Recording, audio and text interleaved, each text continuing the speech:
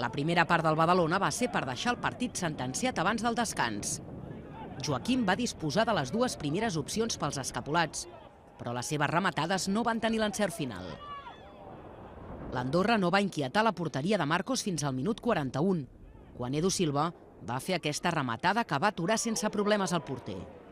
En el minut 42, l'àrbitre va ignorar aquest penal sobre Pugui, una jugada que va ser bastant protestada pels escapulats.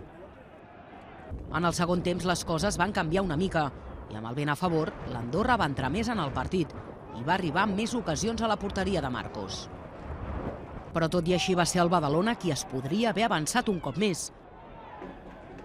Julián Robles va ser expulsat per doble amonestació al minut 72 i el Badalona es va quedar amb inferioritat numèrica.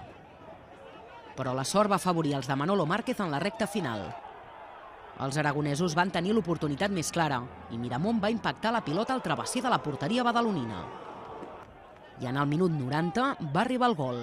Àlex García va connectar una rematada des de la frontal i l'esfèrica va impactar en un defensor, despistant el porter de l'Andorra i donant la victòria als escapulats.